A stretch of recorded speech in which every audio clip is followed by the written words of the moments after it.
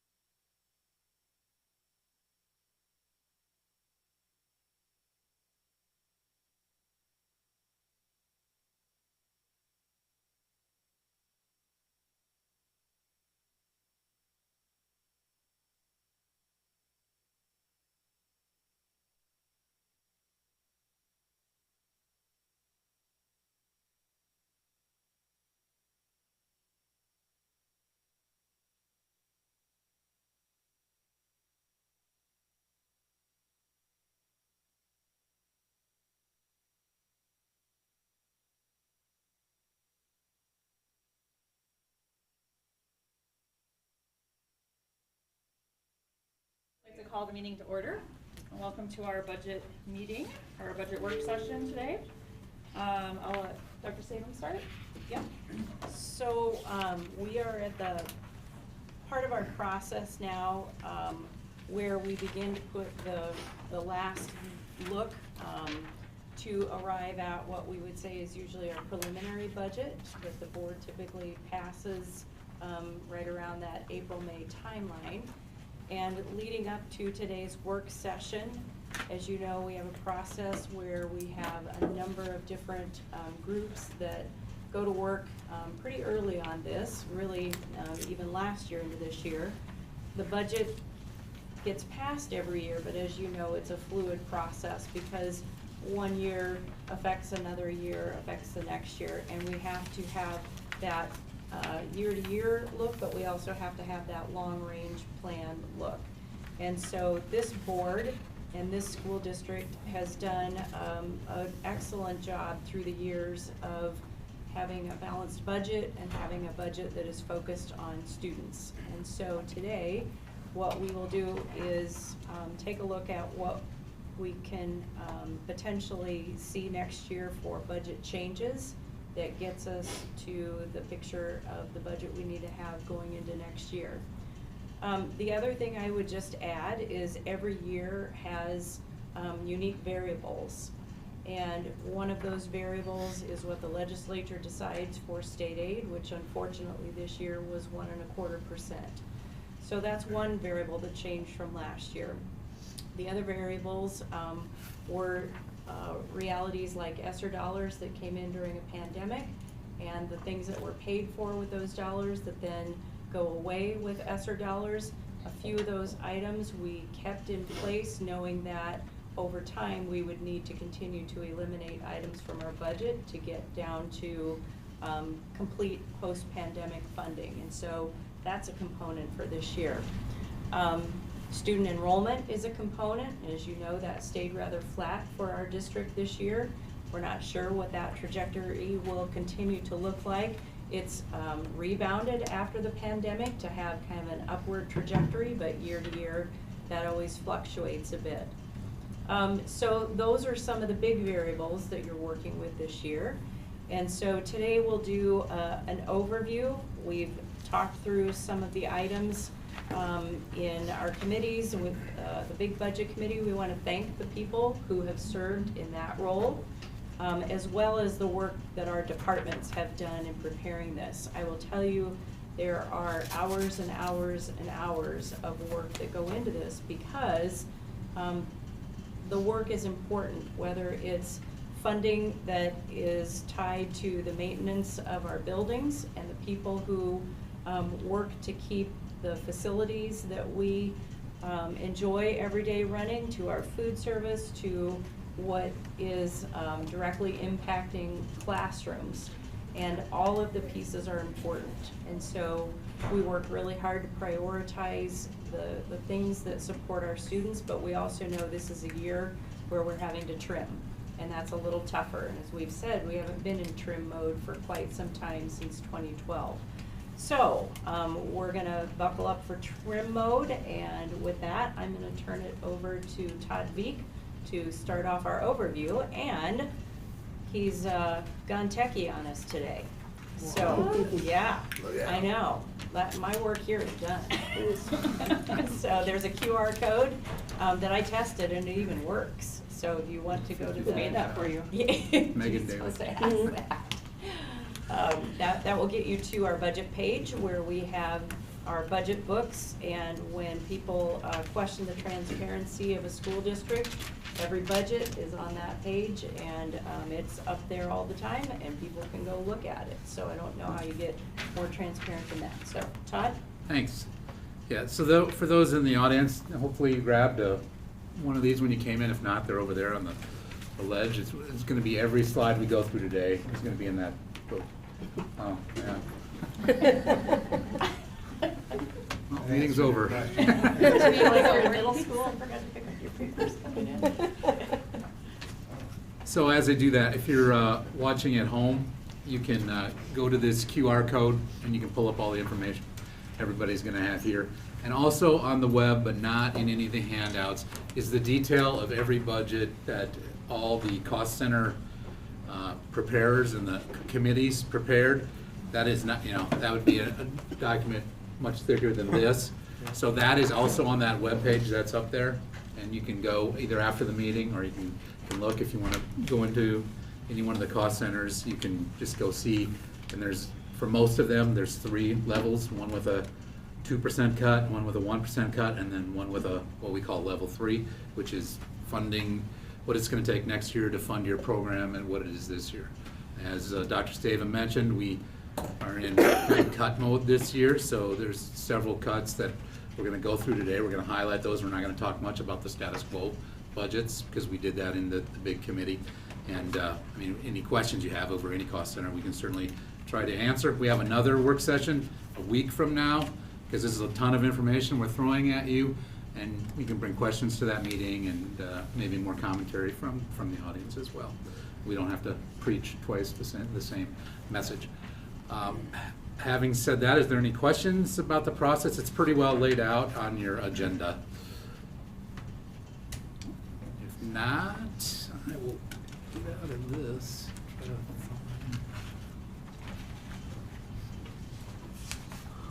There we go. I don't have that slide. You don't? Dang it, sorry.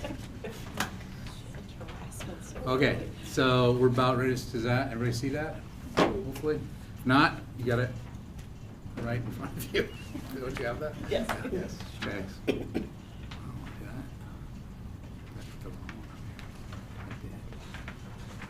I'm sorry. This is one from the board meeting. Sorry, I'll have to find this one. Kirk, can you just proceed with Yes. page 1? Yeah, so I'm gonna go, and what, in your paper copy is page 3. And it's a one-pager, and this is a consolidation of all of the ESSER expenses that we had throughout the 4 years that made it to the final cut of what then would roll into the general fund after all of the ESSER dollars were gone. So these were considerations, and then these did move forward into general fund for FY25, which is our current school year. And I'm just going to summarize down the list. Edmentum courseware was in high school, and that was for virtual learning, and about 41,000 there. We had an Insight survey tool. That way we could survey parents, students, staff, get input, use that feedback, make new plans. About 7,500. The next 3 are for increases in subpay. We attributed that to ESSER, but then the subpay just doesn't go away. We maintain that in order to be able to hire substitutes. And all in all, that at the elementary, middle, and high school was about $500,000-600,000. So that is an annual expenses. We increased those wages. The next grouping is for counselors in the counseling department at Jefferson and Ben Rifle.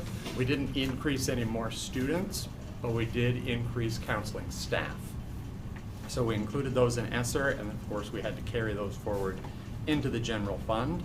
We also hired a success coordinator, which is like a counselor at Jefferson, works with at-risk students. A half CTE career coach out at the Career and Technical Academy, and also counselor-like. We had a 1.0 K-12 district career counselor that worked all throughout the district to help students as they work through high school so that they could either go into be college or career ready and help them navigate those waters. We had 1.6 staff in the high school to help support our 504 plans. We had a significant increase in 504 over the last, I would say, 6, 7, 8 years. So needed some support there.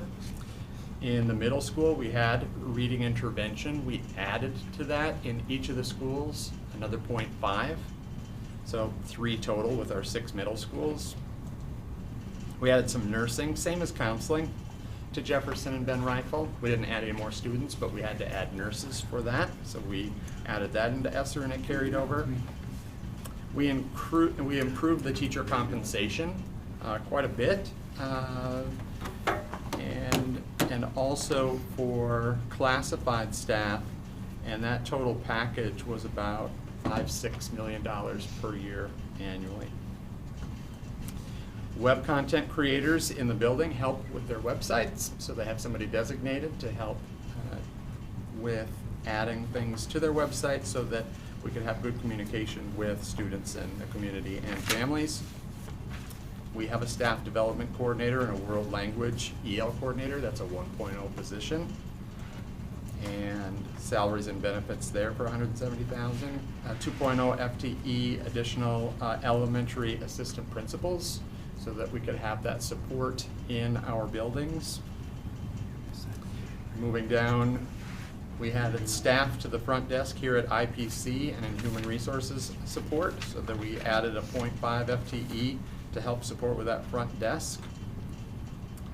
In busing, we added bus swiping technology so that students could be safe going on. We could find out where they were at, if buses were arriving on time. And then moving down, we added some behavior facilitators at Axtell Park and a psychologist, and then also a social worker. That was 0.5 at Axtell Park. We also added some clothing and some expanded busing. And then the last two, Remind is a communication tool, and then Let's Talk is a product that we have on our website so that parents and the community can click on that and ask a question. We'll route that to the right person to answer. And those are the ESSER expenses that moved from the 4 years that we had ESSER into the general fund for this current school year. So that is just review. That's a review. So as we move forward in reviewing the changes, it just kind of refreshes those things that we thought were still very important and moved into the general fund. Yeah, because this total amount is right about $8.5 million, which is what we were over annually moving forward, which Dr. Knowles will talk about in a few minutes.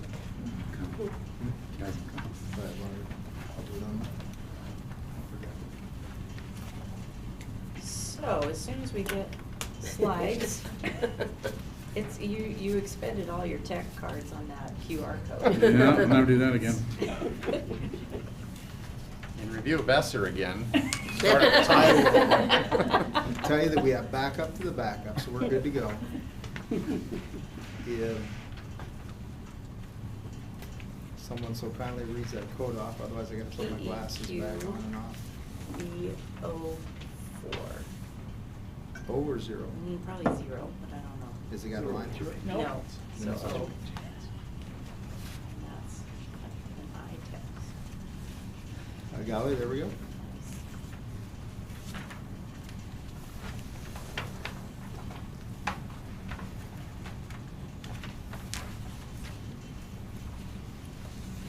Okay, so just to go through the information with you on the recommendations from the general budget this year, and I'll talk through those, especially when we get to each of the lines, but the ESSER dollar amount, as you see, that was approved by the board last year to be part of the budget for this fiscal year FY25.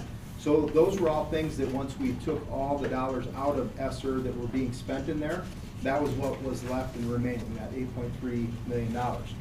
So with that, the general budget then, as we went through and talked about, a lot of those things with the ESSER dollars were starting to go away, and that's a deficit spending process because those are a lot of times just one-time dollars that we were receiving. That added into part of the situation where we needed to make sure that we looked at the budget, see what was going to be kept in there, because the $8.3 million that was carried over from ESSER is additional, things that were maybe not necessarily always planned for, although we did plan to have counselors, additional counselors at Ben Rifle, counselors at Jefferson, but it's whether they were going to be moved there or they would be in addition to the budget. And as we went through ESSER, we added those things into there and then had to come to the determination last year what things stayed in the budget, what did not. You also look at the things that were talked about by Dr. Staben with the student enrollment, some of the ESSER funds relied on capital outlay, things like that. And so as we go through and talk about this, we're really looking at that budget aspect coming into this if nothing was done differently. You see for the projected year FY26, which is the next school year, that we'd be approximately at about 8.37, which is virtually identical to what was carried over into ESSER, but that $8.3 million deficit spending. And so somewhere in there, we had to really look at some of those things to say, what was it that we would continue to keep in there? How do we look at that? But as you go through, if all these things stayed the same, and I'll notice that in capital outlay, we were already planning on increasing the amount we would draw from capital outlay to be able to fund the general budget. That was going to already be planned to go from 4.2 to 6.775. So that was already in the plans to be able to do that. With all those things into consideration, it was truly gonna run about 8.4 million. If it kept staying the same, it would run at about $11 million deficit. So we needed to start to analyze and look at what things would remove from that budget to make sure that we're back at a balanced part of that. And we've done that very effectively. Last year when we looked at this, we knew that would be part of the process going forward. The 1.25% does not obviously help us at all to be able to keep up with that, especially when you look at inflation being significantly more than that. So the 1.25 was hindering us significantly in some of the other plans we could maybe come through with. So when we look at this, we were about the 8.4 million, 837 something that would have been spent to the negative if we had done nothing. And so we talked about what are a few different ideas, and we've seen that coming for 3 years now as we go through that process, especially as ESSER knowing that that would not stay in play for us. So with the board, there was really 3 options that we could do. One, generate more revenue, 8.4 million. That did not necessarily help us, like I said, with the 1.25 that came in as the dollars that were allocated through the funding process. We could look at a combination approach where we would increase dollars through revenue and some reductions to the budget, or we could really look at decreasing the budget by 4% right off. That'd be a significant impact, obviously. What do you keep and what do you not as you go through that process? We decided to look at more of a combined strategy on that, a combination of 1 and 2. So we would add some dollars into the general, and we'll look at that. Not necessarily asking for new revenues from our community, because we are very efficient with what we do, and we try to honor that with our community to make sure that we look at the dollars that we're spending and do that appropriately. But to couple that along with some of the cuts that we would look at that we could take out from areas that we are currently spending. And so the part that I'll go through with you on that are those things that came back from the committees, and then we worked through some of those processes, sent them things back to the committees again to relook at, and came to these final determinations of things that we would eliminate for this next fiscal year. And so I'll talk through each one of those fairly briefly so you have a little bit of an understanding of what those are. You also have those in the packet in the printed version. First of all, in HR, we would still be doing background checks. That's still a process. This is an additional process on top of that for out-of-state look, for more of a national look. But we will still continue to do background checks. That's a critical piece of it. Part of that may be paid by the building now instead of a district expense, especially depending on how many they send in. So it's a reduction in the amount of background checks we do with out-of-state individuals that have moved here from other states. And that would be part of that unsupervised volunteers, because very few of them are truly unsupervised volunteers, so we don't need to continue to spend that additional amount when they're not even being unsupervised volunteers, where they'd be alone with students. The next part in there, 10.056, admin services, reduction in teacher pathway supplies. We will still have that program. It's been a great program for us. We're starting to reap some of the benefits of having that, of having teachers come back in and teach in our district. So that's a great program. We just don't need some of the books and supplies. And then also the teammates coordinator. That's a position that is being funded now more and more externally. And so there's a process on that that started last year, continued this year, and next year will be the last year of that that's funded by the district. It'll then begin to be funded by external sources of revenue. So it will not be funded by the district. So that's part of the savings that goes there. We also reduced $40,000 for purchase services and curriculum services. So that's a reduction in there. It may eliminate some of the opportunities possibly for some innovation, but we still have dollars in there to be able to do that. But it'll take some of that money out of there that we'd utilize to be able to do some of those type of things. One trainer reduction, we're talking in operational services now. One trainer, LED upgrade, and then staff personal lights and power use adjustments. The trainer, we have 3 trainers right now that are able to go as subs and fill in for a custodian, and that custodian then can go and follow somebody and get additional training for them to learn a trade, a new process. It eliminates one of those 3, not all of them. The third one wasn't being used as much time-wise, so we're eliminating that from the budget. There'll still be 2 remaining, so they'll still be able to do that extra development and professional development. The other parts that are on there, the LED upgrade, we're moving that up because it saves significantly to do the LED lighting in that system comparative to what we currently have. So just moving that process up to be able to go through that. And then the final one in that area is staff personal lights and some of those things that are in their classrooms. We still have it with so that they have those in their common areas, their planning areas, collaboration areas, but some of those additional things that draw large amounts of energy. This was a significant emphasis probably 10 years ago, and we've just gotten away from some of that. The next line that goes into that is finance, clerical and purchasing, so there'd be one clerical position there. And again, as we talk through all of these, there's no individual position that's losing their job. All of them will have another job that they would slide into within the district, because just the number of staff we have with retirements, with people that may move, there's another position that they'd move into. So none of these require a position to, or a person to lose a position, it's just that they'd move into a different one. And if there's not a similar one available at that point in time, then they'll move once one becomes available at that point in time. And we're truly looking long-term on these savings. It's something that if we can get some of these savings over the next couple of years, we'll meet our mark. The other parts in that, let me make sure, IT, some of the specialist overtime, we will not be spending that, and some of the purchase services. A lot of things that we can complete now will not require the same amount of summer help that we have, because so much of it can be done remotely, or our VCSs can do that, so we won't hire the same amount of summer help. The next one that we go into is high school, eliminate learning center teachers allocated above the building allocation. We do allocate FTE to all the buildings based on what their enrollment numbers are. That will still be the same, we'll still use that same allocation rate. It's just that this was allocated over and above that several years back to be able to get online learning and those processes started. They are fully implemented in the school, so we don't need those additional staffing in that as well. So they'll cover that within their building allocation now. The next one, high school extra duty, that one will eliminate one extra paid position. It's a yearbook assistants. And Jefferson High School, the PBL department chair, they're gonna do the PBL in a different model there. They actually started it and piloted it this year, where they have all ninth graders taking some process in the classrooms of PBL, and then they'll choose as a 10th grader, so we won't continue that department chair for that. And then also the assistant yearbook position, so that position will go away. Not all of them are utilizing an assistant yearbook at this current time as well. The next one that comes into is high school CTE. There's one position, we did start the forensics class back at the traditional schools. That's been a popular class back at the traditional schools. There's an individual that'll be leaving at the CTE program, so we just won't fill that position.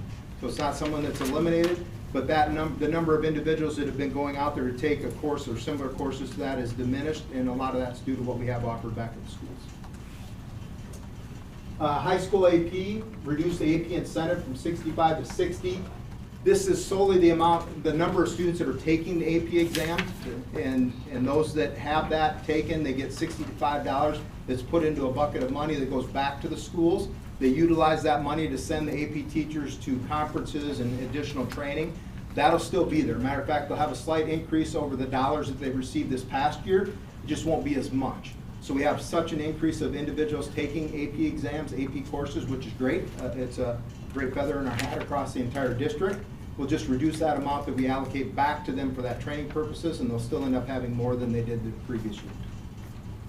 The next one in there, elementary gifted, we'll eliminate doing the COGAT screener all the way across the second grade. It's not an effective tool. We wanted to try that to see if there's a way to pick up more individuals that maybe weren't identified at one point in time. It's not doing that, so we'll still continue with the model that'll be parent recommendation or referral, teacher referral. There can be other referral processes, so we're still using the COGAT, it just won't be across the board. The middle school, their recommendation was a 2.67 reading interventionists that are allocated above and beyond the middle school budget and supplies. Again, very similar to the high school process, this is allocated over and above what their normal allocation is. They will manage that within their current allocation. And so they'll do the reading intervention classes within the current allocation that they have. Middle school SPED, regular ed, this is a shifting, it eliminates a middle school literacy coach. This could potentially at some point in time be picked back up through a literacy grant that we're applying for. We don't know, but currently that'll be removed from the general budget, that one position. The next one, lunch supervision. Lunch supervision pay for middle school. There's still a significant dollar amount that's left in there. $52,500 will be removed from it. At the high school level, it's part of their duties and assignments. At the elementary, a lot of that is completed through the EA processes. The middle school is one that is still maintained through the teachers. And so they're going to continue to work to see if they can incorporate that as part of the schedule, just like the high school does. But at this point in time, we can't eliminate that entirely until they're able to work through that process. Fine and performing arts, they have done reductions the last couple of years. There's a very small amount, $4,200. Elementary, on that one there, reduce over enrollment EAs by 10. So we currently allocate 27, that'll go down to 17. We've done a much better job over the years of making sure that we don't need those over enrollment EAs. That only hits if a class size for an elementary class gets up to a certain level. It's different for kindergarten or first grade than it is for fifth grade. Once they hit a certain level, then we add an additional EA time in there to help and support that classroom. We've been working very hard not to have those class sizes reach those numbers. And right now, this last year, I think they only used 15 to 16 of those over enrollment EAs. And consistently, that's gone down, and we have provisions in place now to be able to help to manage that so that we don't have those class sizes being as large. And so that's a great benefit, and we can eliminate at least 10, and we may do additional ones next year as we continue to work on that to make sure our class sizes stay in a good range. The elementary reduced 1 ELA instructor at Sonia Sotomayor. Currently, there's 3, so it'll still remain with 2. They help to teach English to those individual students that are learning Spanish to make sure that they stay current with their English skills, especially as that goes back to 4 sections instead of 5. They'll be able to manage that with 2 of those ELA teachers. Dr. Knoll? Yes. I remember people struggling with the word eliminate with the 10, out of the 27. Can you just clarify Yep. that we're not eliminating Yep. 10 people? Yep, absolutely. Every one of these is not elimination of a person. And I know when we talk about these things, that it's a very difficult process as they go through this in their committees. When we look at it as a budget standpoint, we're looking at numbers a lot of times. We did go through, when we met with the individuals and sent back, none of these will be elimination of people. There's a couple that I'll talk about that there's one position, depending on how that shifts, but there's still other positions they can move into. Every one of these, there's a position available. And in eliminating the 10 of 27, those 10 are not currently filled. There's not an individual in that. We only needed to utilize 15 or 16 this last year, 15 point something. So yes, it is not an actual person. And there's a couple I'll touch on where again, it is never an actual person that would lose a position or rifted from that. They're going to be moved to another location. A good word could be used for that is reducing the allocation. Yep. Yeah. Yep. A funded slot. Yep.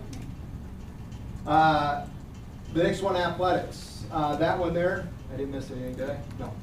Driving local, that'll save us about $32,500 there. The board had approved in a policy a few years back that we can drive within 15 miles of the Sioux Falls School District. And so we were still providing buses for Lincoln High School track to go to Harrisburg. Well, then again, they could drive on their own to go to Jefferson. It's further to Jefferson for them than it would be to Harrisburg. So it made absolute sense to be able to allow them to do that, and it worked very well this last year. It also helps in, for example, again in track, that not everybody has to get out at once to get on the bus, and all the coaches don't have to get out at once. A lot of times the field events are right away, and so they just have to get out whatever their event is for to make sure they're there. Or even on a Saturday, it makes a little sense for them to drive to the school, which may have been a further distance than them just to drive to the event directly. We see that sometimes in wrestling. We left money in there though for each one of them. If there seems to be any type of emergency situation, weather impending, things like that, they could still order a bus. The other part of that was a reduction in a coach bus to Rapid City. That was a situation where they'd rent vehicles out there, but instead they'll just run them here instead of having a coach bus wait out there with them that whole weekend. They'll just rent the vehicles here and take them out rather than there. It was an additional cost. The next part of it, Office of Indian Education, that is the one where you see a floor of 3. It's the only increase that we recommend out of the general budget. That'd put an administrative position that'll oversee the Office of Indian Education. The next one in there, elementary library. There's a reduction of 1 library EA across the district for all elementaries. It ends up being 18 minutes a day of time. So that's across all. And they'll just spread that. There's openings right now in those EA positions, so again, it's not an elimination of a person, but it is going to spread that out across, that reduction across all elementary schools. Elementary lunchroom EA supported by $125,000 of $175,000. Again, there's no loss of coverage. They've been covering this better and better in different ways, much like I talked about high school, eliminated that entirely where they're not paying people to supervise lunch and have for years. Middle school is starting to get to that. Elementary has progressed in that greatly to where now it doesn't cost us near as much to make sure we have that coverage in the lunchroom. We still have the same coverage, so it's not taking away coverage, just that we're not having to pay through general funds as we used to. So that's reduction. In Title I, we're eliminating one person from Axel Park Middle School behavior facilitator position. We'll look to see if we can fund that through title, but right now we are eliminating that from the general fund. It'll come back once we know our title allocation to be able to see if we can fill that in there. Title IV, same thing, elimination of 2 behavior facilitators from the regular ed budget, and those will be eliminated and reduced. We will see again if that can be picked up in title once we have our allocations that way to be able to determine that we can do that. Remind, we're recommending elimination of the Remind. We did a survey over the last 2 years, a year ago, completed that with the entire district to find out who is utilizing Remind. We pay for that. It roughly costs about $65,000. We got a reduction on it this last year after we said that we were not going to use it, and went to 35, and then it was going to go back up to 125,000. They reduced it again to 65. Either way, it's going to cost us more and more once we enter that first year of a contract, and over 50% of the people are not using it. And some of our largest users of that two-way communication, so coaches or coordinators, band directors can communicate with the students that are involved or the parents that are involved. But the majority of them, or over half of them, were not using it, and they were using free versions. So we're gonna make sure that we have a list of approved free versions that can be utilized, and we'll send that out to the staff district-wide to be able to utilize. Next one on there, EL. That part of it, we're doing a reduction or reduce the increase of status quo. So we have a ratio that we use. So it'll still slightly go up or stay very close to the same. So the same staffing level will be there, or maybe even slightly higher. But we're not recommending the increase that was originally going to be looked for. So we'll reduce that by about 2.77 FTE, and it actually may come in just slightly more than that as we get through the final numbers with our EL student count. But right now, the recommendation is 2.77, and it may even be slightly more than that. The next one on there, Title IV, eliminate one middle school, one high school instructional coach from the budget. We will see again if that can be funded through title. We've done a nice job looking through the title and building dollars there. And we'll see how we can utilize those, and I think even if we fund them in there, most of those positions that we're talking about with title, we can do that for next year. What happens after next year, it all depends on what happens at the federal level. And there's a lot of questions there, but if we do put it into the title, we'll be able to fund it safely for a year through there, and then we'll find out what happens at the federal level after that. The other next and the final Title I, eliminate a half elementary instructional coach. Again, potentially could bring that back into Title II. Busing, we've looked at tripper buses, pusher buses, and an additional allocation that we had given to SBI, especially during that time of COVID, where we had additional ESSER dollars. So tripper buses, we do have additional buses that help to run trippers or trips through the neighborhoods to pick up students, and we're only talking at the high school level. So at Roosevelt there was 3, at Jefferson there was 3 additional buses, at Washington there was 1, and at Lincoln there was 1. So as we go through that, we're reducing Jefferson and Roosevelt by 1 each. There'll still be buses do routes, so just not stop as many locations and pick up students at those, so students may have to walk just a little bit more, but it's high school students again. Or they can also still utilize the city transportation in that. The pusher bus was a bus that we'd have go downtown and pick up students from the downtown location and bring them over to Lincoln High School. And that one will be, with some of the changes that have happened with the city transportation on that, and they can utilize that to almost do it's not Uber, but take an Uber to a bus stop to be able to be picked up at that location. So that'll suffice for them as well. So that's the recommendation there. The additional part of that you see on the end is truly a portion that we have given additional dollars of those ESSER dollars to SBI when there was a difficulty in hiring individuals. And so that was the additional amount that we gave to them over and above to be able to, intention of that was to go to bus driver salary. And we did see about a $2 increase, per hour for bus driver salary. That was that dollar amount. The next one on there, social workers, there's a reduction of 1 of their 5 summer days. They're paid additional days to work during the summer. And so there's 1 of 5 of those who would go away, so they still have 4 out of the 5 to be able to work with during summer. A lot of that is making contacts with families, getting ensured that they have their transportation set up to get to school, especially those that may have experienced homelessness or things like that, to make sure we get them enrolled in the correct schools. Next one on there, health services. That part of it is, I'm sorry, social, yeah, we did that. Counselors. There is a reduction of 1 counselor in the district. So across all, there would be a reduction of 1, and it's actually going to combine 2 positions into 1. We do currently have 2 positions open in the district, so still, wherever that position is reduced, there's still available openings at another location for that counselor to be as well. So again, not a situation where somebody would not have a job, it's just that their job would change to a different location, different setting. Health services, eliminate 2 of our e-care sites. It's just not utilized to the amount that we needed to be, and so we eliminate that 9,200 that we use there for the e-care at those 2 locations. And the final one on there, data services in our analytics suite. That amount that we're reducing really comes that we have done an incredible job of making our dashboards now on our own. We have a programmer that does an incredible job at that. Nicole and Doug get all the information. Chandra creates those programs, and we've created our own suite of things, so we no longer need to purchase an exterior one. And so that's really been able to tailor that to our district's needs instead of relying on somebody else to do that for us. So overall, you look at that, it ends up being just over $3 million as we go through all those things. All the other budget packets that would be in there that you could go and look at are all status quo. Status quo does not mean it's the exact same dollar amount as the year before. It means it's the same programming as the year before. So it holds at the same programming level that may have gone up a little or may have gone down a little. If there's a decrease in number of students in a specific program, that could have gone down because it still stays status quo for what that program needs. So all others stayed at status quo, or what we call level 3 of level 3. These packets here were all the ones that were either a level 2, a level 1, or one packet that I highlighted that was a level 4 of 3. There was an increase.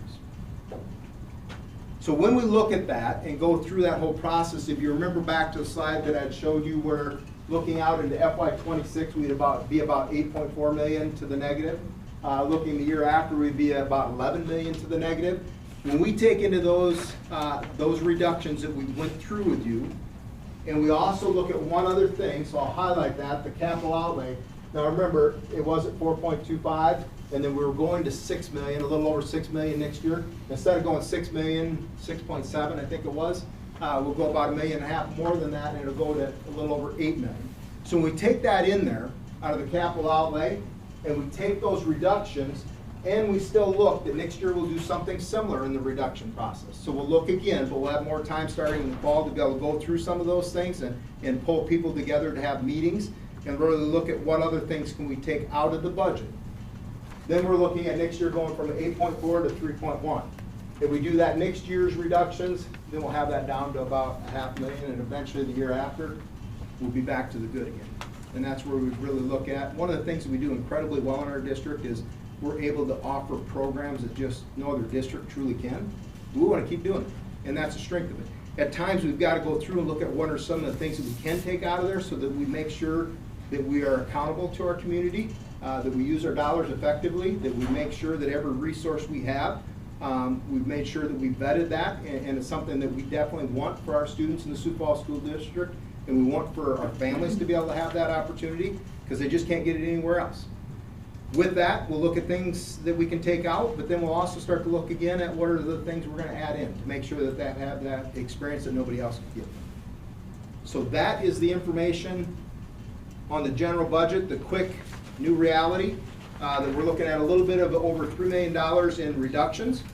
We're looking at an increase in capital outlay that will pull from capital outlay into the general.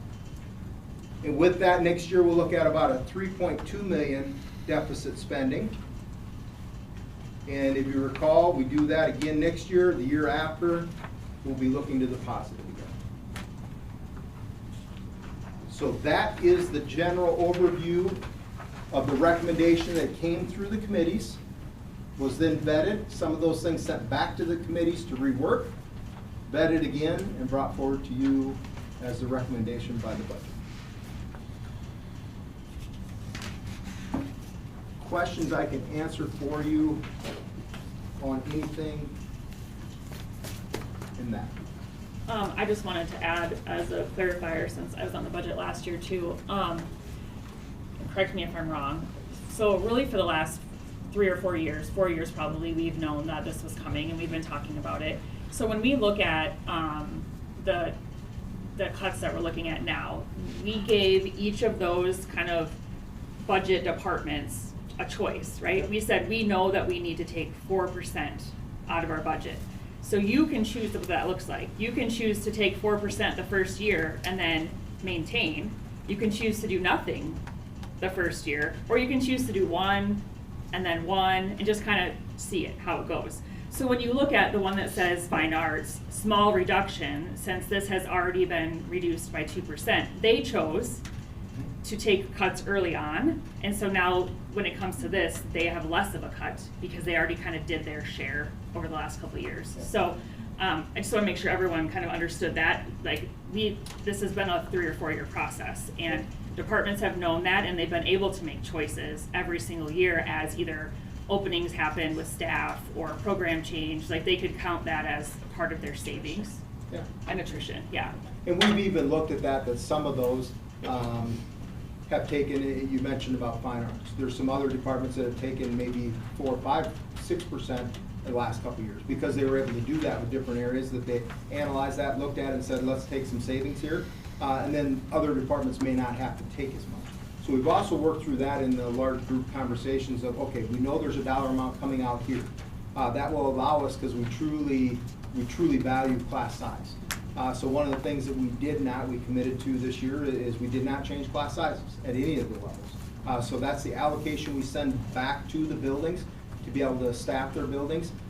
So some would come in and say, well, let's look at changing a class size. No, we're not going there. Let's look at some other things. So there may have been a larger reduction in a specific area, so there wasn't one in this specific department. But across the board, we knew roughly a dollar amount. And I would say in this first year, I think we hit and exceeded that dollar amount. The goal was, could we come up with somewhere near that 4 million? We did, with a couple million coming, or $1.5 million coming out of capital outlay, 3 million coming out of here, so we're over halfway there.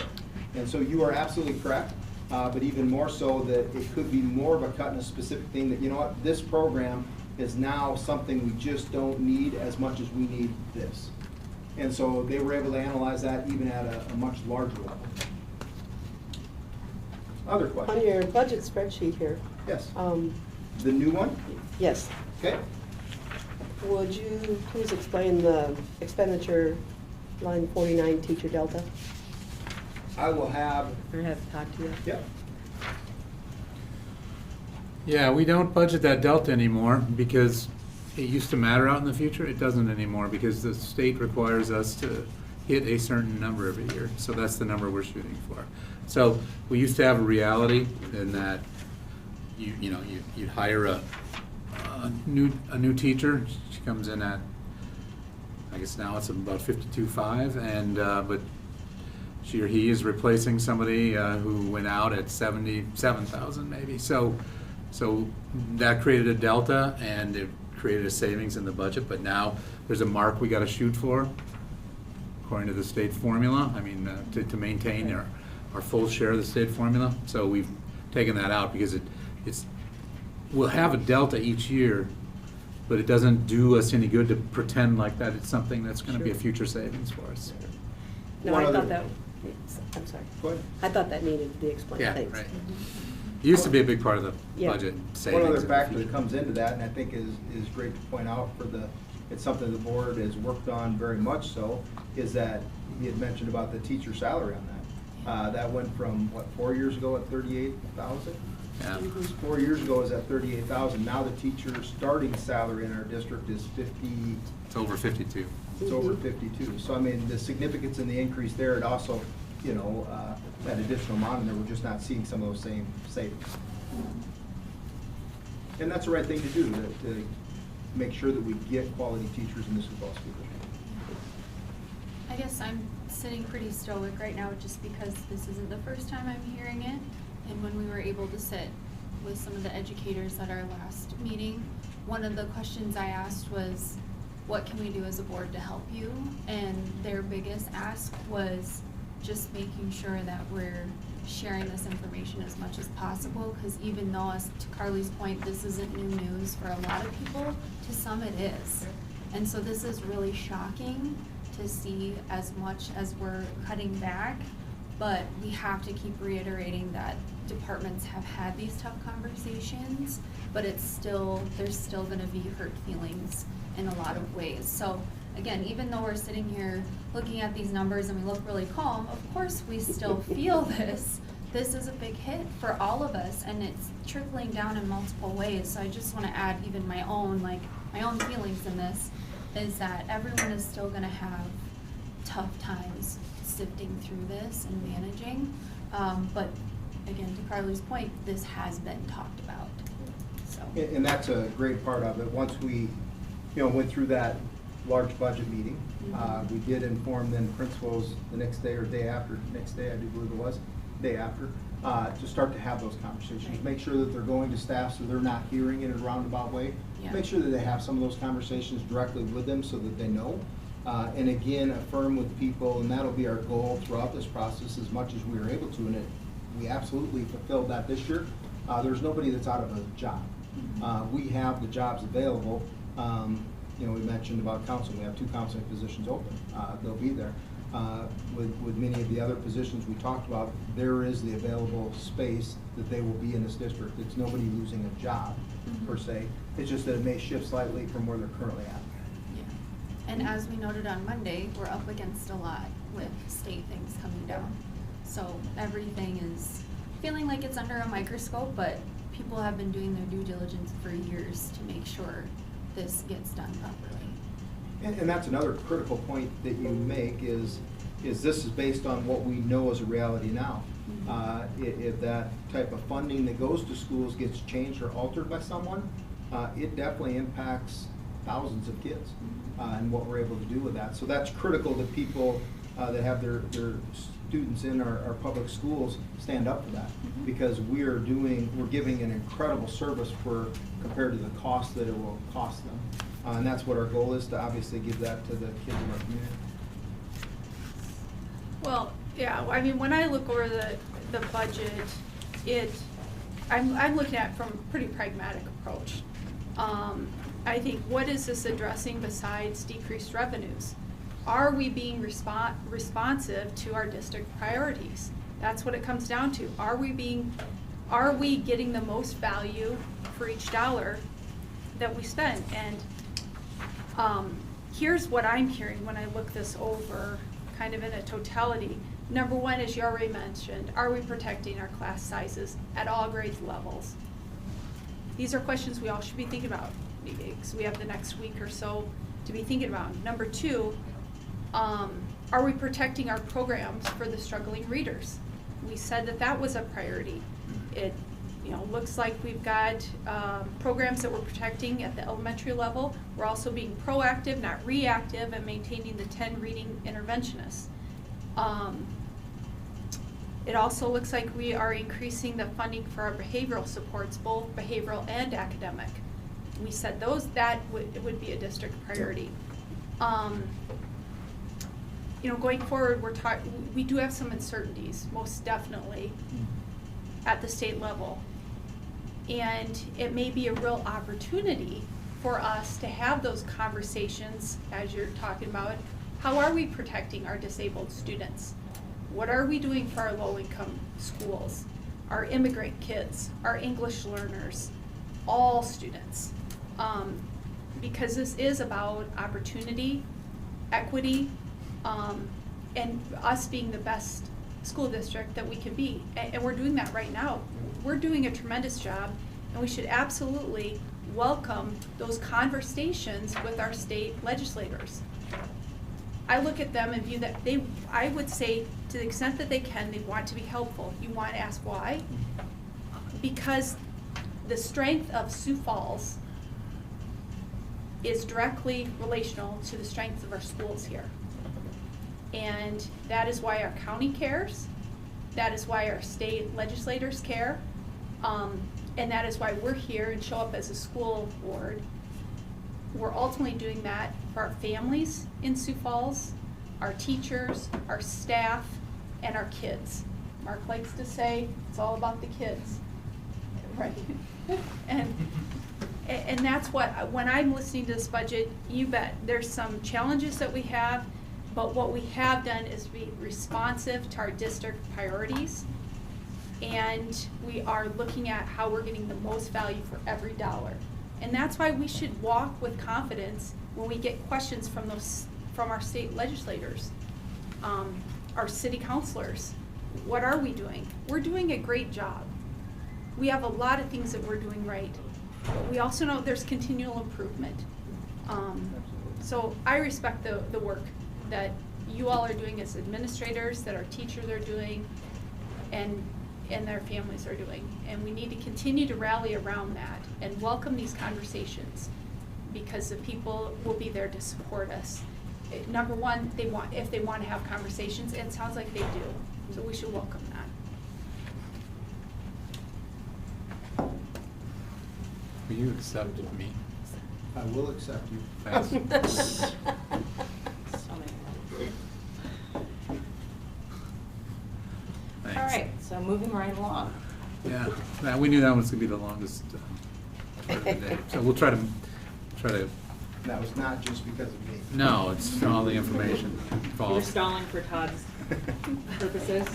Yeah, Because thanks. Jamie's diligent, all of you are diligent, that's why. So this is just a look at all of what we call our tax-supported funds. The general fund, we combine into, well, it's two different things. Unrestricted general fund, not federal money, basically, and then the restricted general fund. You can see, and there's a little bit of non-federal money in there, not a lot. It's money we get for putting on tournaments from the High School Activities Association. And the two together are the combined general fund, which is 235 million of expenses next year. Special ed fund is next. That's 67,600,000, or basically 67. I lost what page you're on. Oh, 15, we found it now. Found it? Okay. Keep going in your books. it should be, everything should be in order, hopefully. So a little over, a little over 67 million in the special ed fund. We're gonna go through that. Denise is here in a second, Denise Kennedy. Capital outlay fund, we'll go through that in a little while. It's just under $41 million in revenue. We got a lot of transfers out, and we got a lot of reserves that we're building up for bigger projects, and we'll talk about that. Then the bond redemption fund, that's our 2018 bond that was passed. We spent $12 million on the debt service on that. So that's a quick overview of all the unrestricted funds, or the tax-supported funds of the district. Next, we always talk about this every year. This is a little small. Hopefully, maybe I can get it a little bit bigger. Hopefully most people can see this. But you have it in front of you too. So I'm gonna make this just a little smaller. Okay, so this is a house. It really exists. It hasn't been added to since 2000. And this is just a look at what we tax on that house. Now, 2026 is a estimate. We know about what our levy's gonna be about, but we're not sure about that one. But all the other ones have already happened, so we know what those are. So that house in 2000, the assessed value was 98,000. The taxable value was 93,000. I'm down here. And the school taxes that year were just a little under $1,100, $1,097. In 2026, we're estimating that house. Well, we know the assessed. We can already see what the value is. The assessed value is 275 million, so it's not quite tripled, but it's 1,000. Yeah, sorry. This number up here is a billion. These numbers down here are 1,000. All right, 275,000. The assessed value, or the taxable value, is 262,700. We estimate the taxes next year to be 1,874. The total increase over this period of time, 6 years now, is just under 71%. The average annual increase is 2.5% in school taxes on that house. Just for comparison, took a similar period of time, 26 years for the state, not income tax, we don't have one, sales and use tax, and the contractor's excise tax, which is basically the sales tax on when you hire a contractor to do your work. Anyway, over that time, and we also looked at the population of the state, and the population has grown from about 743,000 in '98 to about 919,000 in fiscal year '24. We're 2 years off in the beginning and the end, because I don't know what their taxes are going to be this year, and I don't know what they're going to be next year. I have no idea. So I'm just comparing 26 years to 26 years. The total per capita increase in the sales tax over that period of time is it's gone from $590 to $1,817. That's a 208% increase over that period of time. If you look at 24, it's actually going to go down a little bit compared to 23. Same with our property tax up here. The average annual increase over that period of time is 4.7%, almost double what the property tax in the Sioux Falls School District has gone up on this house. Another comparison is, we've talked about this before too, we compare it to our neighbors. Between us and our neighbors that actually touch us, we have 10 of those, so there's 11 of us. We rank 10th in taxes out of our neighbors. Sioux Falls' levy is $730, the lowest is Canton at $676, and the highest is Harrisburg at $1072. So we are the second lowest taxing school district in the area. And then one more we've looked at for a while now. We didn't start as early as the other one, so we can go back. We had info back to 2003. The taxable value on that same house, we didn't have the city and county school taxes till when we did it. We could get them back to 2003 in that. But from 2003 to 2025, the taxes have gone up. The school taxes have gone up $770. Now, we're the biggest schools. The way they're funded is on property tax and state aid. And so that's not the way anybody here designed it. That's the way it was designed many, many years ago, and we live with that. So we're the biggest taxing entity, no doubt. But over 22 years here, our average annual increase has been 2.4%. The city's average annual increase has been 3.2, and the county's has been 4.5. So we rate pretty well. You compare us to the state and their biggest tax, sales tax. Compare us to our neighboring school districts. We're 10th of 11th on owner-occupied taxes, and compare us to the city and the county. We've had the lowest amount of increase, even though we have the greatest amount. That's the way. Like I said, our founding fathers decided we should get our revenues, and so that's that. So we think we do pretty well on property taxes. We always talk about when we prepare our budgets, trying to save money on those. So the general fund summary. Just a quick look at the revenues, very fast. The property taxes and state aid are the components of the state aid formula. Property taxes are up $1 million. The state aid's up about $1.3 million. That represents a 1.25% increase. We pretty much budgeted flat growth in the number of students, and we did have a $500,000 additional opt-out we took, as Dr. Knoll talked about earlier. The rest of these, the bank franchise tax looks like a big cut, but the deal is the bank franchise tax is one of three where it's now counted as local effort in the state aid formula. So even though we had a big franchise tax amount, not a tax amount, it just lowers our local effort 2 years down the road. So we don't take that because it will we'll look a lot better than we really are. So that increase isn't a huge deal. Federal monies were up about 1.4. And, yeah, it isn't a huge change here. Transfers from other funds is the biggest change, and Dr. Knoll talked about that with the capital outlay fund. Questions on that?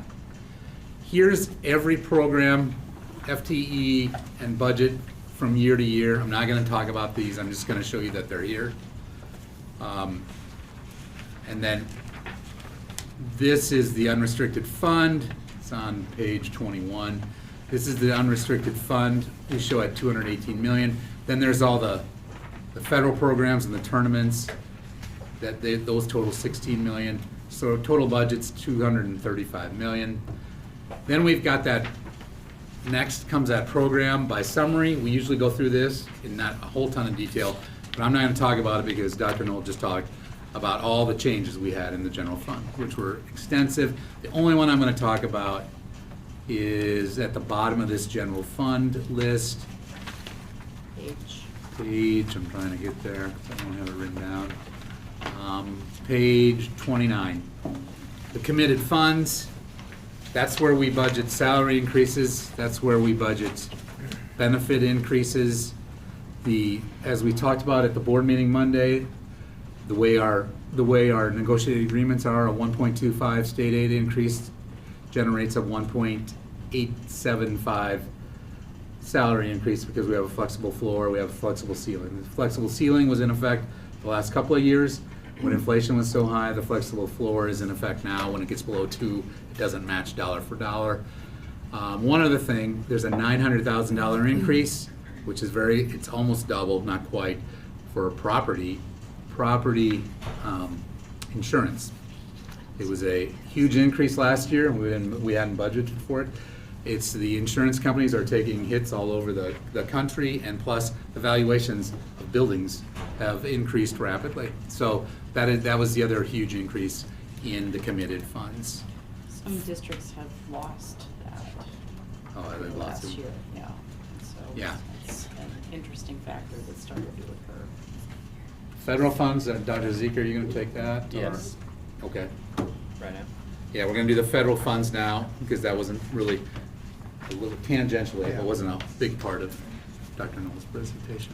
I'll give an overview of the federal funds, which are grants, which we still do not know because the continuing resolutions at the federal level, we're still waiting to see, and everything with DOGE and how that all goes.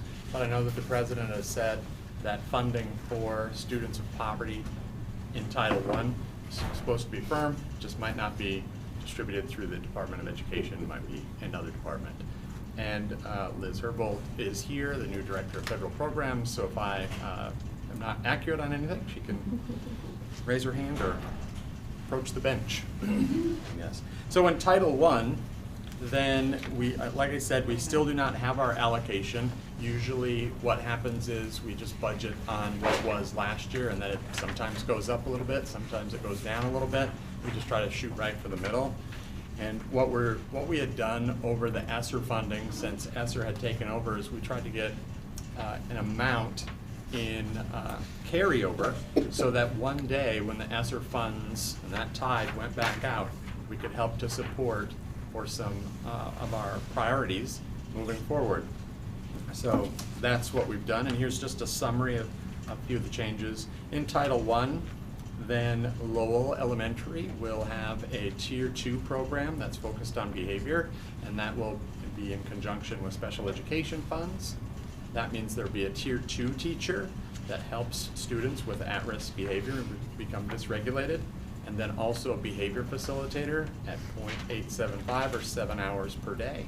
Will help to support and bridge back to the classroom. So we have the Tier 2 teacher where that can be a pull-out to help learn those skills.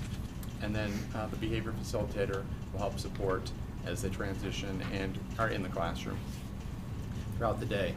We also, at the Elementary Immersion Center, as things happen at the federal government, we will start with a number that is lower than typical years because of the refugees and the migrants who come and those who are able to enter into the country who speak a language other than English. They speak a second language.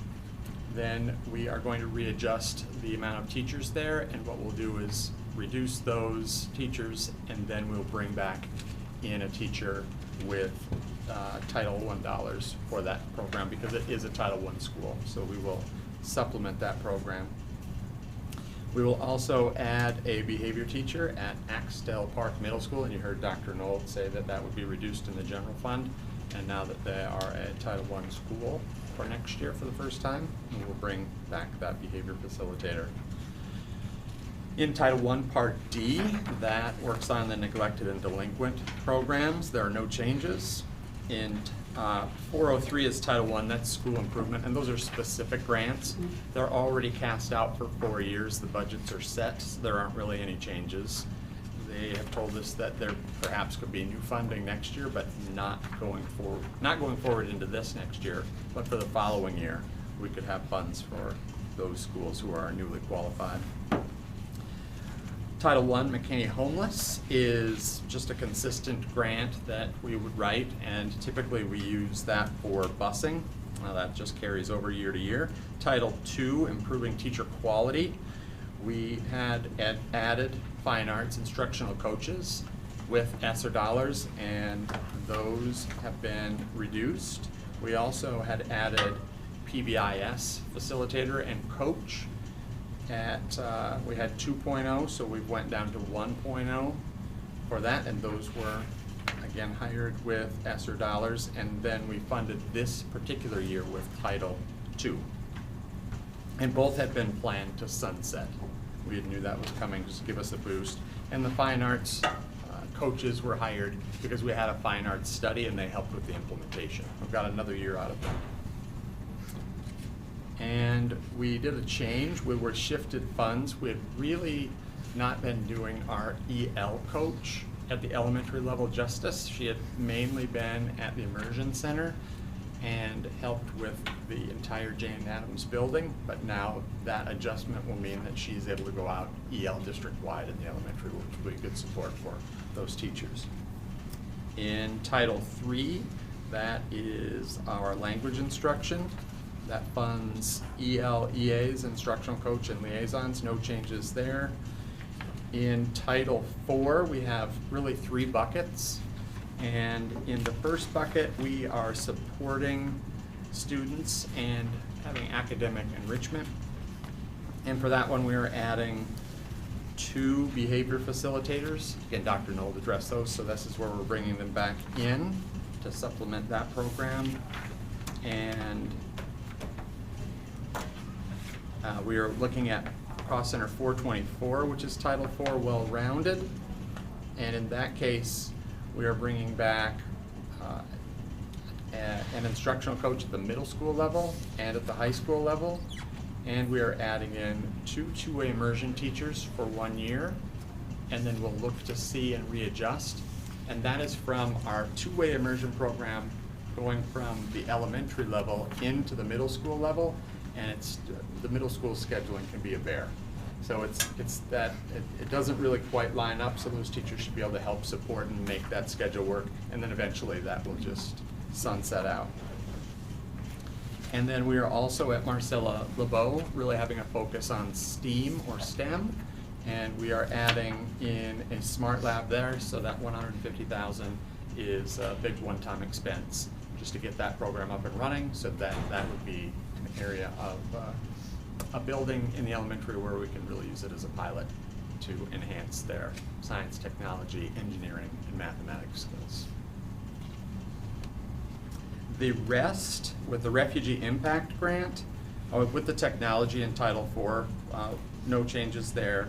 The Refugee Impact Grant, we will have to see, because that's a hot topic at the federal level. Starbase is really, really small. That will just be a carryover, again with migrant as well at the federal level. And then the final one, the indirect costs, are the funds that we receive from a grant that we're able to charge then for payroll and finance. And can I just clarify the term grant, because we used it in the federal sense? Grants are where we say, this is our proposed use of these dollars that our school district is eligible to request, and then we draw those down from a federal level, as opposed to a competitive grant that you apply for and compete with others. It's same word, but I think that's sometimes confusing to the public, just because we know what that word means in the federal allocation sense, but it's a little different than what most people think of for a grant. Rather than a competitive, it's a formula grant based on the number of students we have in poverty or EL. But every year you have to request it, it's never a given. We write a consolidated application that is due June 30. Kirk, can you tell me what's happening with the Starbase program? What actually goes on? Yes, I talked to them last night. Starbase, we target those upper elementary students, and they go to learn about aerospace, science. It's a huge STEM aspect. They will investigate. There's more things that I haven't seen yet, but a 3D printer is out there, so they are creating objects and programming. They do coding.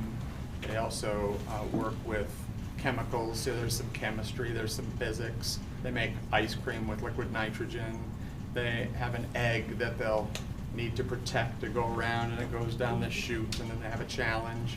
And that was held out for years out at the Air Guard or the Army Guard, and they have moved into our Learning Lab space, and then they will transition out of the Learning Lab because out of the Air Guard and the Army Guard, they were doing some remodeling. So then they will be back out on the base. My kids love it. And the 2,000 covers whatever, Barely anything. transportation? Yeah, I mean, substitutes if they're in there, or just some ancillary things. all right. Yeah. That just seems weenie. Its own cost center snuggled in there. Any other questions? No? On to special ed fund, page 32.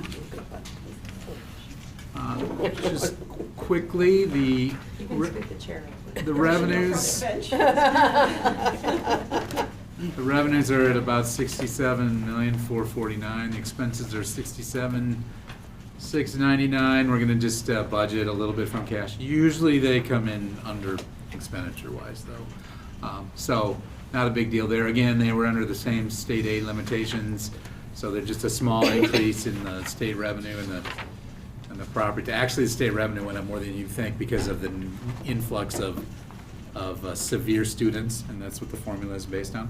So the total number grew, but also the severe number grew. So they did actually have a decent increase there. The $1 million short in federal revenue is just because we had some carryover last year. We budgeted $1 million of federal revenue carryover last year that we took out. We're budgeting the amount we think we're gonna get this year.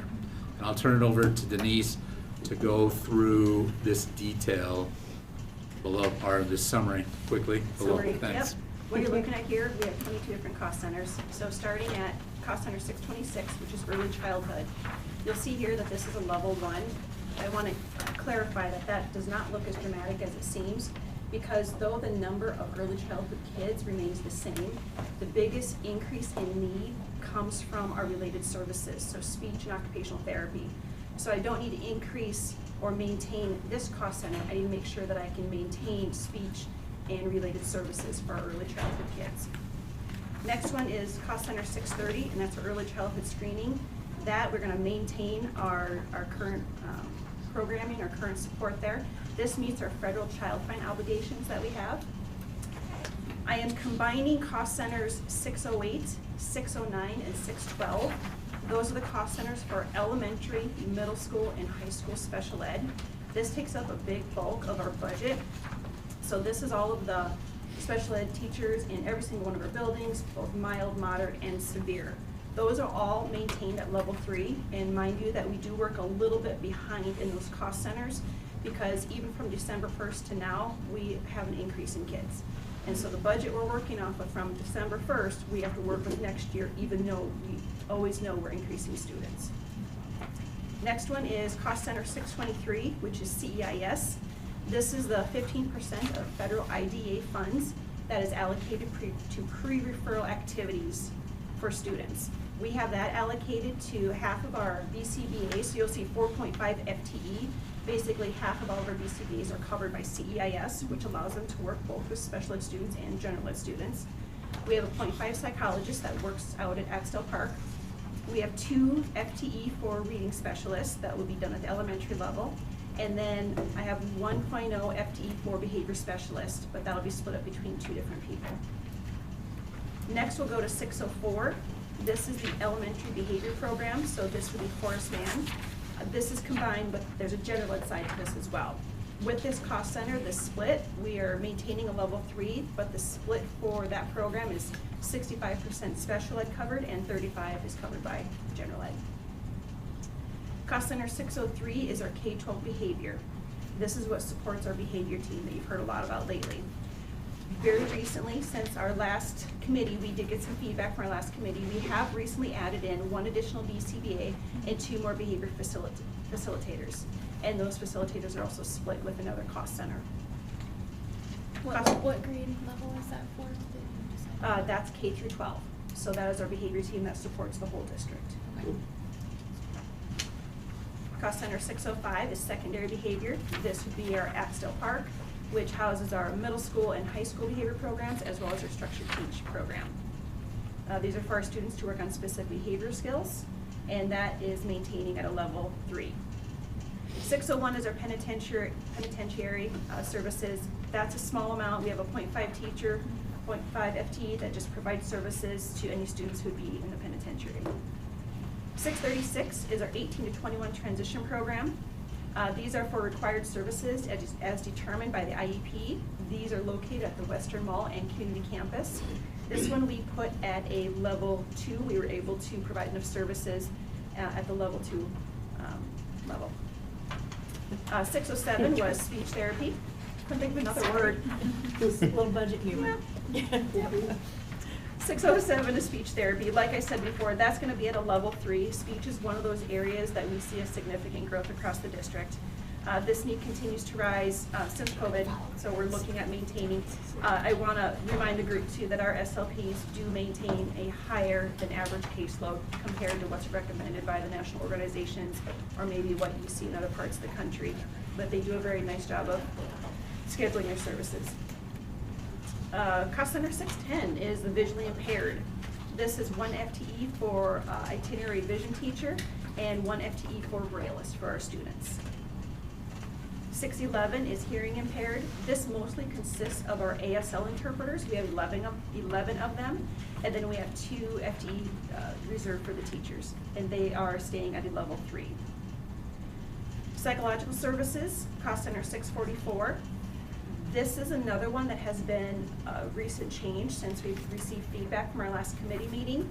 We did put that one from a level 3 down to a level 2. We made some things work, and that is what helps support the additional BCBA that we added to the team. 624 is our out-of-district placements. Again, this stays at a level 3. This dollar amount, again, we are doing extremely well at keeping our out-of-district placements really low and very reasonable for a district this size. And we've been able to maintain that for a couple years now. Cost center 606, adaptive Phi-Ed. That one we reduced supplies and we moved that to a level 2. What we did there is a lot of the supplies that you use for adaptive Phi-Ed, we're going to use the supplies that are already in the school building that they use for general Phi-Ed classes. It makes sense just to reuse the same materials. Cost center 629 is ESY. Maintain the level of service. With ESY, that goes off of which kids, that's determined by which kids qualify for summer services. We're still qualifying right now, so you don't know how many kids you have every summer until the end of May, really. Cost center 547 is our health services, keeping them at a level 3. They are maintaining their level of service. Cost center 543 is transportation. That is a level 2 because we are reducing, the reduction eliminates the extra wage adjustment now that SVI is fully staffed. 627 and 625. I just want to clarify between these 2 cost centers. I did a little bit of a cleanup between these 2 cost centers. There were things in each other's cost centers that should have been in the other. So I really cleaned that up. So the money is coming from the appropriate cost center. So just so you know, it looks a little funky, the dollar might look weird, but that's why. But 627 covers our 5.5 FTE for admin interns, our coaches, travel, our teacher hourly, our assistive tech, and our equipment. And this one we put at 11.1. And just to clarify, I'm not reducing staff or eliminating staff. I was able to really reduce the amount in our assistive tech, mostly because Medicaid has been covering a huge majority of all of our assistive technology for our students. Now, if Medicaid changes because of what's going on at the government level, we'll have to figure out something different, but we were able to really make a huge impact with our budget by reducing that for this year. And then finally, 625 is our central admin, and that covers all of our special services admin, clerical, fees for any corrective action plans we might have, because we're required to hire them out, and any out-of-district travel for administration. And that is all I have, unless you have questions. I have a question. Out-of-district placements. Yeah. We hear a lot and we know a lot about kids who need some pretty intense mental health services. And I just want to get it out in the public that there aren't enough slots for kids around. Are we running into that issue too? Yes, that the not enough spots affects us. And sometimes the behaviors, the other thing we run into is some of the programs around us won't take certain kids either, because their behaviors are either so high or a significant type of behavior, they just don't take them.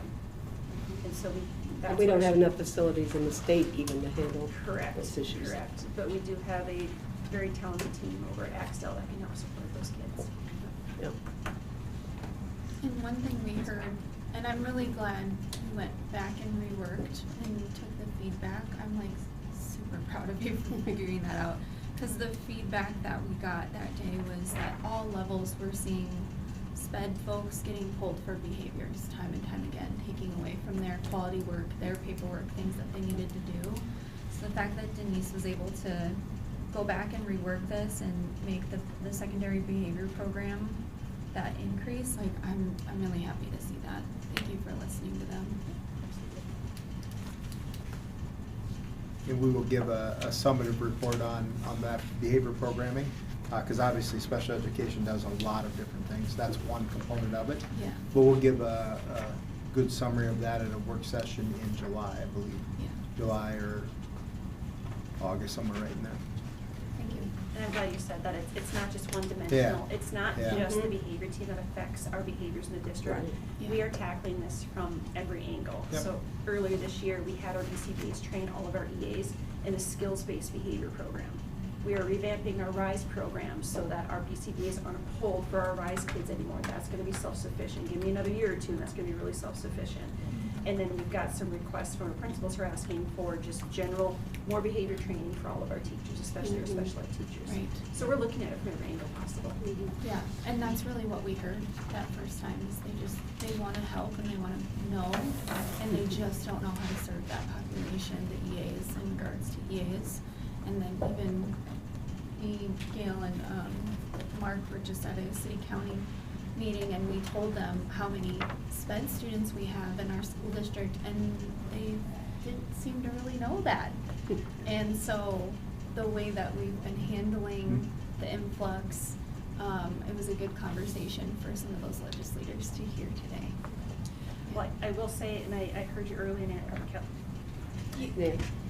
I know it's confusing, Wasn't it two first names I had you almost. right the first time. I said Nan, and then I saw Kelly. If I were more like a Kelly, that's all right, we can go. No, I heard what you said earlier about the budget and being fiscally responsible and thinking ahead and using every dollar the best way we can. You know, we think about the budget all year long, and our conversations start well before Christmas. And so we do prioritize and take a look at the best use of all of our funds, so that is absolutely being considered. One thing I want to make sure too that doesn't get lost in the conversation is we've focused heavily on student behaviors as part of our district priorities because that is an emerging and ongoing need. But we can't lose sight of the complexity of the totality of special education. Learning disabilities, mobility, medical needs that are taken care of on a daily basis, just the intricacies of each verifiable disability and the things that are happening to provide an education for students in our special education classrooms and as they are in our regular education classrooms as well. And so the focus is on learning for all of our students in special education and helping them grow. Sometimes we get very specific because of where we're directing resources over a given period of time, or, you know, for a while you heard autism, we were really having to ramp up in most districts to serve students with autism. It might be an influx of students that have complex medical needs like tracheas and feeding tubes and things. And sometimes, to your point, Gail, where we do have resources to serve those students, families will move in, which is why our numbers continue to change, and it's a very fluid thing. It's like hitting a moving target for how you're staffing it, where your expertise lies, how your facilities can handle those complex needs, and the adjustments that have to be made every single year. So I just want to make sure that we keep the vastness of special education in mind as we look at all of those components, because it's a very complex puzzle, and the way that Denise and other special ed directors rattle off their budgets is pretty impressive, so. And we are planning ahead. You have to be a step ahead. So for example, our elementary special ed kids, we have 80 more kids today than we did on December 1st. So we know that when we're planning this budget, I can't plan for the number of kids we had in December. I know I have to plan for the number of kids that I'm pretty sure we're gonna have come September. Yep. That's a lot. A little bit of the game, a little bit of the puzzle. Thank you, Denise. Thank you. Thank you. Next is capital outlay. We've got detail in here. I'm not gonna go through that. I'm gonna go through the plan, which sums up a lot of that. It's on page 40. We're good for time. So it starts with FY '25. That's the year, the plan right here. FY '25, that's the year we're in, and then this year is the year we're budgeting for. FY '26, we estimate our total revenue at just under $41 million. And then the budget itself is kind of divided into three areas. This area here is capital outlay, certificates, outstanding debt that we have, that we're paying off. This next area in the middle is actual cash expenditures we're planning on making next year. And the area at the bottom is reserves, either taking from to add up into some of those areas where the cash is spent, or mostly adding to. And I'll go through a little bit of those reserves, but it's because we'll have a big expenditure down the road. And so you budget a little bit at a time, save the money, and then you hit with the big expenditure. So on the total debt service, we're budgeting next year $10.6 million. Then if we don't do any more, it's going to drop down to 8 out by FY '30 in level 5. That's assuming we don't do any more capital outlay certificates. Of course, in 2018, we did that bond, which is, we haven't done any capital outlay certificates since that time, other than maybe to refinance them. Some of the expenses, the biggest part of that is the renovation, maintenance, and the site improvements. Jeff Kreider's budget. He goes and does walkthroughs every year with the principals. They put in, they give them a wish list. Tries to pare that down a little bit because it is a wish list. And he's got other projects that he's identified as well. So that's a big part of this actual expenditure budget. It's $9.3 million. We have tax sharing agreements with neighbors, Harrisburg, West Central, and Lenox. And next year, we project that to be almost $1.3 million. We'll be sharing taxes with them for property that was moved into the district. Lenox and West Central will eventually go away. The Harrisburg one's forever. So We don't have anything with T? We do not. We haven't got. They have not. Okay. They guard. They're so little. They guard their property. They don't. Yeah. They don't want it moving into other districts. Lenox, quite honestly, didn't want to bus kids down from Sioux Falls down to Lenox. So that was the most recent one we did. And the West Central one was in the era of when you can't do it anymore, but property owners could petition out, and sometimes there were lawsuits. And then instead of having that go to a lawsuit, we just agreed to this to get that done with them. That was the most simple of all our agreements. It'll go away. It's probably got 14 years left on it, somewhere in that area. Anyway, that's a big number too. I'm not going to go through all of these. Technology. We do spend quite a bit on technology. I think when I got here, it was $1 million. Then we upped it to $2 million. Now we're closing in on $4 million. But that's over 24 years. So, but And of course, we don't really have many physical textbooks anymore either. So the total non-debt service capital outlay expenditures are $16.7 million. And then where we're saving money for the future, CIP projects fund, we're building that up because we are now spending the last pennies of our original $190 million bond out at Marcella. That's the last project. Jeff Kreider told you about that when we were out there. So we are building up some money to have some money to spend on other projects, and we've actually started some other projects that are beyond that. I'll show you that in a minute here. AV replacement fund, that device right there. Those were, I think those were purchased with ESSER funds, weren't they? And they're gonna eventually time out, so we're saving up money for that. The wireless replacement bank is, you don't see them, but they're up in the ceiling. What are they called? I don't remember the stand for, but they allow the wireless throughout the building. Those don't get replaced yearly either. When they come due, you want them all to be kind of new and the same type. So we save money there as well. Curriculum bank, we put $1 million in there, but if any gets spent, it's reduced by that. There was a little expenditure on curriculum up above. CTE equipment replacement bank, that's CTE, that's the money we generate for the capital outlay part of the kids from outside the district, from other school districts where we have tuition with. So we save that money for them to use on CTE equipment. Land bank, we usually try to put $100,000 away in there for purchases. This isn't the Whittier purchases, that was part of the bond, but purchases around, like for parking lots and whatnot, around some of our schools that don't have very good parking, or for Jane Addams, their playground isn't great, because so that we just put money in there to buy houses that Jeff Kreider has identified. Transfer to the general fund, Dr. Nold went over that. We were able to save some money on capital outlay during COVID. So we were able to save money, and now that's helping us to get a glide path instead of a steep cliff in the general fund. So that's why that went up to $8 million. And the general fund reserve has going down, general fund plus minus is $3,780,050, meaning taking from that. Now I'm taking from that reserve. It's got its own reserve, and I'm taking from it. Here is what's going on here, because we saved that money with capital outlay, the capital outlay side during COVID. So the total transfers and reserves net out to be 11.5. And here I show the CIP revenue. You can see that number comes in from above. It goes in there, and then last year in '25. We budgeted $12 million. That's actually going to take place over 25 and 26 in the CIP projects fund. But that's the first time we've hit that.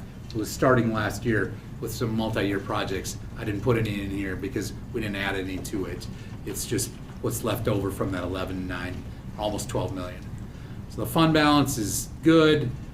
The CIP and capital outlay fund balance, we project to be at 70 million out in FY30, but it's not going to be, because we're going to have projects come in here over the years until we do another bond. So it's more than we projected when we did the 2018 bond fund. We said, because we limited ourselves, remember, we limited ourselves to $3 between the bond payments on the bonds, and capital outlay. And we promised that for 10 years, out to 2028. Actually, we're down to $2.73 now. We're 27 cents below that promise. So we've kept that promise on that, and we certainly won't be up to $3 by the time 2028 rolls around. This is some of the banks. I'm not going to go through those. If you're interested in that, you can see how much they've totaled. The people that spend this money care about where those are at, but to see that they're on track for the years those come up. And this is the project detail on Jeff Kreider's projects that we budgeted originally last year. This is when it's rolled up into a more familiar looking item. And this is all the requests that we got, and what A lot of detail in here, we're not gonna go through this, but you can certainly read through that. A few of these we didn't fund, you can see they were zeroed out, but mostly all the projects got funded. A few of those were actually duplicates. Jeff Kreider was budgeting something, and Howard Woodfield was budgeting something, and it's like for a tractor, you can just share that tractor, you don't need two between the two buildings. So I'm just gonna roll through this quick, and you can look those through and ask questions at the next meeting if you've got them. Here's the self-supported funds. We don't spend a lot of time on this. The details are in here. But the self-supported funds are funds that charge either other funds or individuals. Reba Graphics Fund charges other funds, and they supply the copiers, the printers, and the impressions. Food Service Fund, we know all about that. We talk about that often. You just had a report on that. Capital Projects Fund gets money from the Capital Outlay Fund. Insurance Trust Fund, Carly, you haven't had your last meeting yet, but had a big meeting, your last big meeting last time, and we budgeted in the authos, we approved the recommendations of the committee, and it was unanimous at the committee, it was unanimous at the board, and this is what that budget looks like. Then there's the Reefer Graphics Center, you can see those, and then we have the CLC, the ComEd, Pre-K, Learning Adventures, Education Foundation, Enterprise Funds are all in the back here. You can look over those too. I know we kept you here longer than I had intended anyway. Any questions about any of these, we'll get them to the right people, because most of those folks aren't in this room right here. But if there's something that catches your eye, let us know, and we'll have those folks at the next meeting. Either of you have closing? We'd done that same thing with the capital outlay. They'd gone through and worked back and forth because we knew the dollars in capital outlay are critical also to our general budget. And so as Todd had mentioned, we went through and eliminated some of those things, sent them back, see what could be shared and used. And as much of that same lens was used on the capital outlay. I mean, the complexity of a school district budget is pretty intense. And, you know, I think about this from the lens of how you prioritize, how you maintain over time, how you project given constant change. And if you think about, you know, non-student items in here that you could go in and cut, let's just say in our facilities and our maintenance, we say for a year we're gonna do delayed maintenance. Well, I've seen what that looks like. And that looks like buildings that begin to fall apart and that look terrible. If you say we're gonna do delayed replacement of things like uniforms and equipment for kids, that starts to look worse over time. And we see some examples of where our community is struggling with, do you pay those costs now in building a new needed facility, or do you delay it and you end up paying twice as much in a few years? And so I just think every year we do our very best to say what do we need and what do we do to be stewards of the resources we have right now while you're in these board seats, while we're in these administrative roles, while the people who help us on our budgets are in their roles. But even next year, people aren't in the same seats, and 10 years from now, and 25 years, and 50 years from now. And so I always think of this as, you know, the relay team with the batons is we're trying to be the very best stewards we can while we are in these seats for the time that we are here, so that the people who come after us for a generation have had that legacy of good stewardship, and the children of Sioux Falls continue to have a quality education many, many years from now. So while this is in front of us for this year, we look at it in the totality of the legacy that we've been enjoying up to this point, and the one that we create for the generations that come after us, and the people who are willing to be elected and to take these roles to help us do our best work collectively. And that's what a school budget is really all about.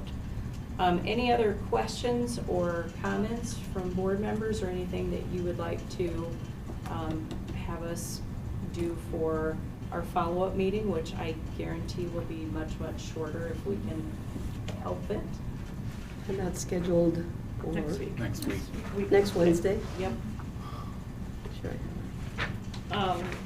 The only thing that I would add, which we kind of talked about in our larger group meeting in regards to busing, is we had given ESSER, some of the ESSER funds to SBI so that we could pay the bus drivers more, so we could hire, so we could get our kids to school, because we all know that if you can't get to school, you're not gonna learn, and that's just the first obstacle to overcome. And so, part of this budget is removing that, and I support that because I think we need to make cuts, but I also support our kids having rides to school. And so one of the things that I had thought about was, instead of just removing that from the budget in total and then leaving SBI with the potential of having to then reduce their salaries of their bus drivers, is if we did some sort of stepped approach where maybe we take a third of it, we give them 66% of the amount this year, we give them 33% the next year, and then we don't pay them after that. That allows them kind of an off-ramp to say, we know we need to have a funding mechanism to make sure we can pay our drivers. That allows for maybe, unfortunately, some attrition of drivers who may not come back, and they could hire them at a lower level than having them paying them the amount right now. So some of that would naturally occur, but then they would also plan, just like we are. We're cutting our budget. They could then make a plan to cut theirs. And I'm not set on 3 years. I'm just saying, like, as a hypothetical, like, I think we heard from principals that we have to have transportation for our kids. And so we have a great partnership with SBI, so I'm not sure what anybody's thoughts are on that. I'd be happy to listen to anything that you have to say about that. Well, I think we need some clarification, because my interpretation of the tripper, the pushers, as you see in here, the definition there was that this was a service that we provided during COVID you guys can speak to it directly. My interpretation is it's not cutting any routes, and I think this is really important to use our language carefully here. So for the, But that so there the- was I mean, I think the administration should explain that, because I was not hearing it as that there would be students that would not be bused. So there's two different things going on. Let's time out and let them explain it if we can, Okay. Carly, because they know what they're doing best. The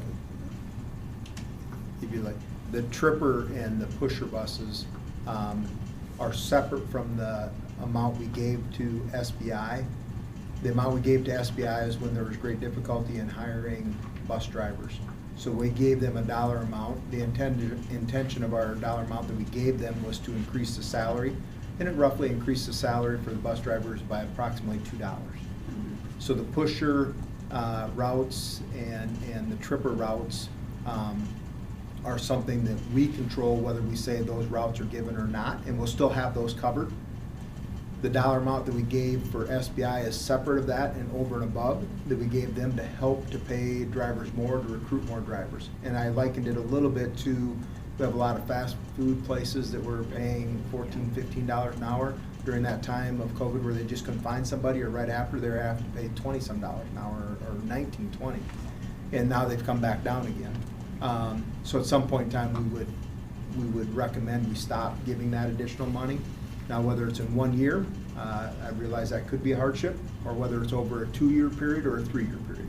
So Jamie, I think it's very important, and what I'm hearing is we're not cutting any services to Correct. families. Correct. No, this is not a cut on buses. There will be no students that do not have transportation to school, correct? Correct. Okay, because that's very different. I mean, I want to make sure that we're saying that very accurately. This is solely the amount given to them to pay drivers, intention to pay drivers additional. And I understand some of their concern that they want to slowly take that back maybe and not take it away from veteran drivers. Because what I learned was we don't have a necessary obligation to do this. This You are was correct. almost in a, we want to support you as an You are correct. ally Yeah. type thing. You So are it's correct. not like it's something we should. Yep. Right. This was a temporary gift. Right. And when we gave it to them, it was under the understanding that it was a temporary gift. This was not, you're right, so we're not so we're making good on our word, number one. Number two, we are not cutting any kind of bus routes, so there are no kids going without a bus ride to school. That's simply not happening. And this, when going through the budget process, this was earmarked as something that we could cut so that we can maintain reading programs, that we can have reading interventionists in the schools, so that we can add academic and behavioral interventionists. Those were all priorities, and that we can maintain class sizes. So I think a lot of thought went into these cuts. And I guess I would trust what they're saying, because, like I said, kids are still getting to school. We've made good on a promise that we had made several years ago, and we're maintaining our priorities with the class sizes, with reading programs, and with the interventionists, increasing interventionists. How about was the total amount again that we were Can thinking? I add It was one? 276,000. That's not the amount I'm talking about though, the This total is amount. this is in the general fund's 106,000. So it's about 150 106,000 overall. that we would be paying to the SBI. I don't wanna talk about pushers, trippers, nothing, that has nothing to do with my question. The $106,000 is what we were giving SBI to help them to increase their hourly rate for bus drivers. There was no contract, it was a goodwill gesture to say, we need you to get our kids to school, how can we help? So now we are saying, we don't wanna continue to pay that, which I don't think we should, but instead of just saying, we're not gonna give you $106 or $106,000 this year, which may potentially mean that they drop their bus drivers' rates by $2 an hour or $1 an hour, thus making it hard for our kids to get to school, to work with a reading specialist and everybody. I'm saying, why wouldn't we kind of fade that out and say, over the next 2 years, we're gonna give you 50,000 this year, and then they can adjust their budget, and then we're not gonna give you anything the next year, or however that looks. Yeah. Carly, I need to see where that is, or reference that if you could, please, because what I'm looking at here is the cuts on page, let's see, it doesn't have a page number, but it would be after page number 9. They're all So combined it's on the combined. It's combined SBI with the line. pusher and tripper. So it's That's why. 276,000. That's Yeah, combined with that's the what I tripper, just- the pusher, and the additional ESSER allocation for SBI. So of that 276, I'm talking about $106,000. I'm talking about the full amount, the 2,700. And I'm not, I'm just talking about that portion. The rest of it, I'm not touching, I'm not talking about, I'm just talking about that 106,000. Yeah, so that to is the SBI. trippers, the pushers, additional ESSER No, That's the allocation. 200. Just the last one. I probably did Oh, not. so it's minus. Just Yes. the ESSER is 106 of that. I probably did not Okay. explain it well, so I'll re-explain that part. With our agreement, we dictate how many routes we have. And so we dictate the number of routes, and so there's two separate things that I put into one. One is the number of routes, and so the tripper routes are routes that we send out into the neighborhood of Roosevelt and send out into the neighborhood of Jefferson. We currently have 3 of each of those, and 1 at Washington and 1 at Lincoln. And we're gonna take those 3 and reduce them down to 2, and they'll still hit the same areas on there. Now, much the same way we did earlier this year, they talk to the students and prioritize, yes, you'll get on this tripper bus because we know you have additional needs and things like that. The other ones, you're gonna have to use the city transportation. And all of our high school students use city transportation or their own transportation. So they work with them, so we'll still cover those areas.